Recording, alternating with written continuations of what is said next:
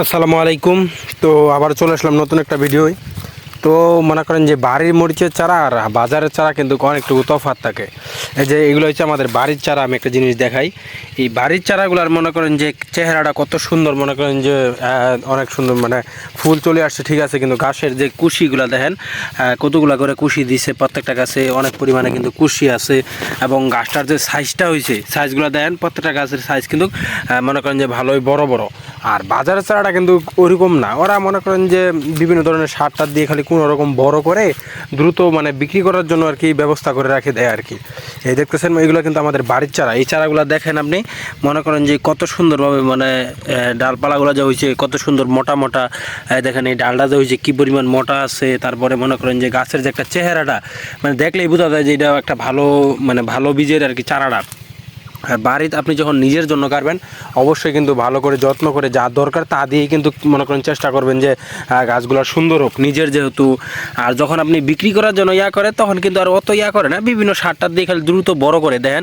এটা হচ্ছে আমাদের বাড়ির চারা, কত সুন্দর। আর দেখাই আমরাই কিন্তু আবার মনে করেন যে বাজার ছাড়াও গাড়ছি মরিচ খেতে, মানে আমাদের কিছু চারা শর্ট পড়ছিল, মানে চারা গাড়ছিলাম, কিছু চারা নষ্ট হয়ে গেছিলো, তার জন্য আর কি বাজার থেকে চারা আনছি। এ দেখেন এইগুলো কিন্তু ছোটো, তাও কিন্তু আমাদের বাড়ির চারা হলেও ছোটো হলেও মানে গাছের যে চেহারাগুলা কত সুন্দর কিন্তু আছে।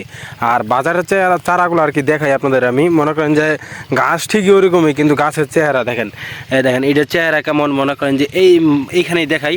এটা হচ্ছে তো বাজারের চারা মনে হয় দেখা যাচ্ছে ওরকম। তো এই চারাটা দেখেন আর এই চারাগুলো দেখেন, মনে করেন যে কতটুকু তফাৎ। এই গাছের মনে করেন যে ডালটা দেখেন কি পরিমাণ মোটা হয়েছে, বা এই যে এইটা দেখেন কেমন মোটা হয়েছে প্রত্যেকটা গাছ কিন্তু। আর এই বাজারের চারার মনে করেন যে ইয়াগুলা কিন্তু খুব একটা মোটা হয় নাই।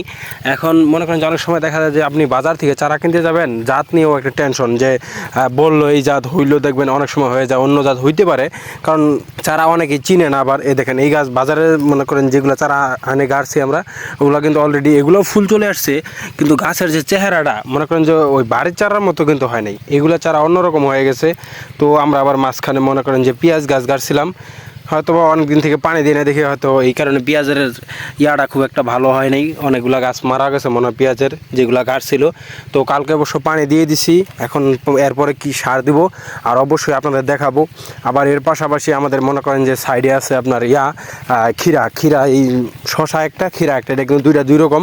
ক্ষীরা সাধারণত মাটিতে হয় বা টিয়া বিছায় দিলে হয়, আর শশা হচ্ছে আপনার জাংলায় হয়। এই যে দেখতেছেন ক্ষীরা গাছও মনে করেন যে আলহামদুলিল্লাহ ভালো ফুল আসছে। তো খুব একটা বেশি লাগাইনি, অল্প একটু লাগানো হয়েছে। দেখেন প্রত্যেকটা গাছে ক্ষীরা গাছে ফুল আছে, এবং মনে করেন যে ফুল যেহেতু আছে কিছু কিছু গাছে ফলও আছে অলরেডি, মনে করেন যে ফল ধরছে, কিছু ফল আমরা খাইতেছি এখনও, মনে করেন যে বাড়িতে নিয়ে গেছে এরকম আর কি। তো এই দেখতেছেন ফল অলরেডি মনে করেন যে ছোটো ছোটো আসছে, কিছু ফলে আবার পোকা ধরছে, তো স্প্রে করতে হবে। আমার চ্যানেলটা সবাই সাবস্ক্রাইব করবেন, লাইক দিবেন, কমেন্ট করবেন। তো আজকে এই পর্যন্তই, ভালো থাকেন, সুস্থ থাকেন, আল্লাহ হাফেজ, আসসালামু আলাইকুম।